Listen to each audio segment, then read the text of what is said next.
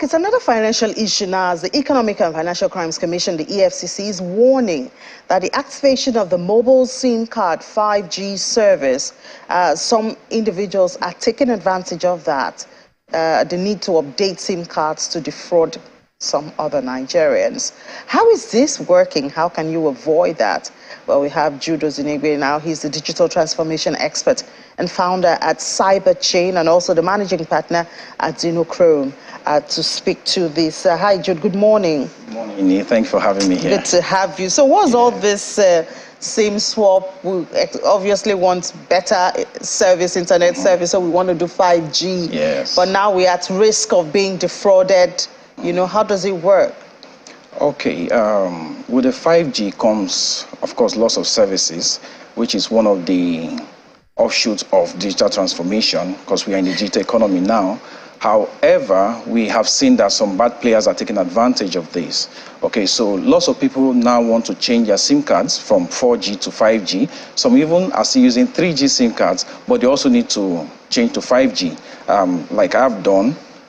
So we have seen that some guys are taking advantage of this, calling Nigerians and telling them that the network operator wants to change their SIM card from 4G to 5G and send them a code and tells them to accept or click on that code, and with that their SIM card can be upgraded to 5G.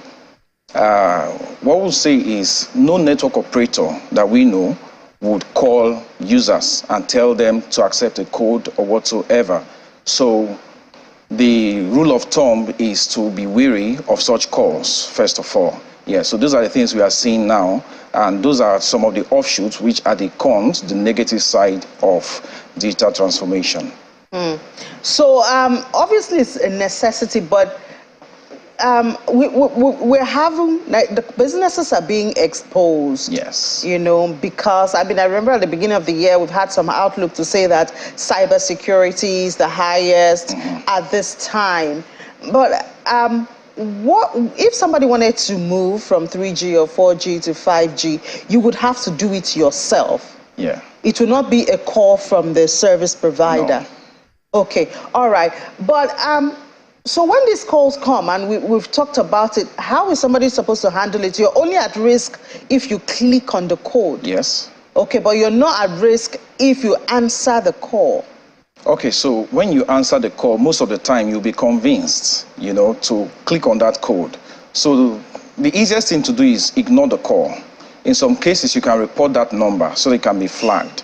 The good thing is we have some call verifying services or apps that identify the sources of calls or numbers that have been flagged before. You can see a call coming in, and an app can just pop up and show that this is a spam call, you know. So if those calls, if those numbers are reported, it gives the mobile operators more information to be able to flag such numbers. And even the user, the moment you see that, it's a deterrent already not to accept such calls. You know, we get it. No mobile phone is secure from such. So those calls will come in, the messages will come in, but those messages and calls are not coming from the mobile operators. So what if somebody now clicks, as this should click? Yes. So the calls are generated from nefarious actors, and behind wherever they're making those calls are connected systems and softwares and all of that. Those codes have features embedded in it. So these features are like softwares that can take control of your devices. When you click on those codes, you've given access to these bad players to come into your device. The moment they are able to do that, perhaps you may notice glitters on your device.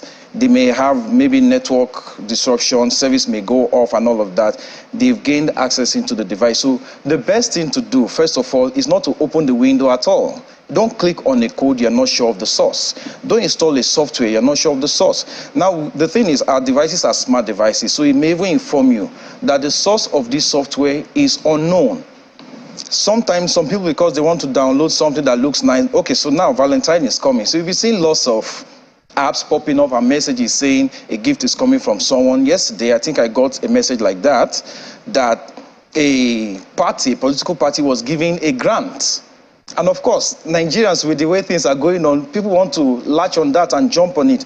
Those are misleading messages. So the moment you click on it, you've opened the window for these guys to come in. And the moment they have control of the device, it's difficult to gain access to that device immediately, because the moment they have that, they're able to swap the number from your SIM card to a SIM card that they have access and control over. Now, that's the first step. The moment they're able to gain access to the SIM card, the next step is to gain access to your financial account, which is where OTP comes in. So OTP is one-time password, or in some other cases, one-time passcode. It is a code that you now get from a financial institution when you want to make a transaction. So being able to get your mobile number, they pretend or pose to be the owner of that account and contact the financial institution saying they want to make a transaction or they want to change or update something. And because the financial institution is not seeing a person, it is seeing an account, it will send the one-time password or passcode to that number that they have control over. The moment they're able to get that, they log into the account and are able to make transactions with someone else's account. Another thing we've seen is the micro loans. So the moment they can get access to the phone numbers, they may not even gain access to someone's account. They will use that phone number and apply for a flash loan with the micro loan services. And in 5 minutes, someone can take a loan of 20,000, 80,000, as the case may be, with somebody else's phone number. Then after a while, these guys come to realize that they are getting calls after 2 weeks, 1 month, that someone took a loan from this microloan service, and they say they never took a loan, but when the number is checked, it's their phone number. There are lots of other activities that can go on with this. So personal security awareness, like you are doing at Channels TV, and as the EFCC has put out from the cybercrime department, these things help to educate and inform Nigerians that nefarious actors are out there. While the financial institutions are doing their part, the users are also required to do their part. From the financial institutions, they can provide things like two-factor authentication, so that even if there's a need for a passcode, there's still something else that you can provide.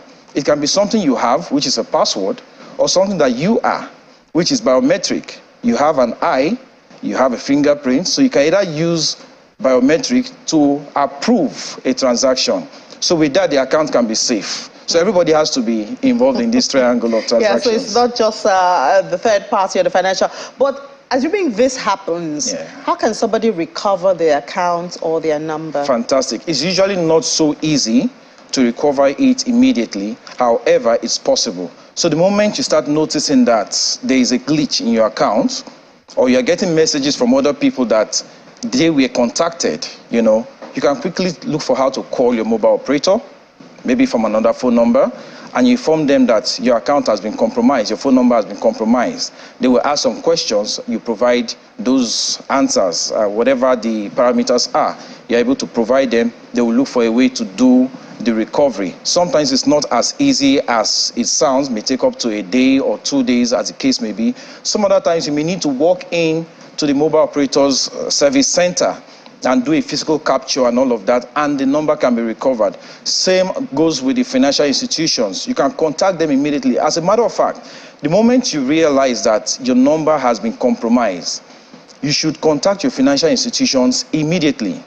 If you can log in with email and all of that, change passwords. The first thing to do is to change passwords, because it's the financial account that is the ultimate target, not just the phone number. So you change password. The moment you change password and you beef it up by using two-factor authentication and all of that, it's now difficult for them to gain access to that account. And because these guys have limited time to operate, the moment they see that an account is difficult to get into, they abandon it and go for the next, because it's a thing of time, it's a game of time. So if they don't have enough time on their hand, they abandon the difficult accounts and go for the ones that are easy to gain access to. Now, there's this notion that sometimes workers in the bank are collaborators with some of these, defrauding processes that go on. How true is that?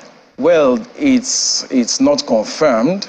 It will need the financial institutions or the banks to put out these reports.